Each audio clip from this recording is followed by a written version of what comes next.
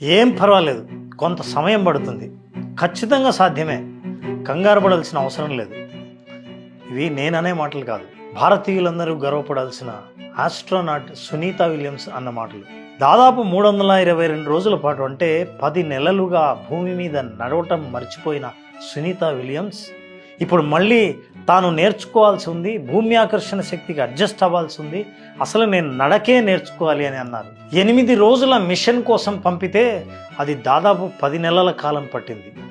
అంటే ఎవరైనా అనుకున్నది జరగకపోతే కుంగిపోవటమో, మనం ఆత్మవిశ్వాసాన్ని కోల్పోవడమో చేస్తుంటాం. ఇది కోల్పోవటం కాదు, రీఎంట్రీ. మీ కమ్బ్యాక్ మీకు కొంత ఇబ్బందిగా ఉండొచ్చు, కానీ అది ఎప్పటికైనా కమ్బ్యాకే, మరో రీఎంట్రీయే. ఎంతటి పెద్దవాళ్ళైనా సరే మళ్ళీ నేర్చుకోవాల్సిన విషయాలు చాలా ఉంటాయి.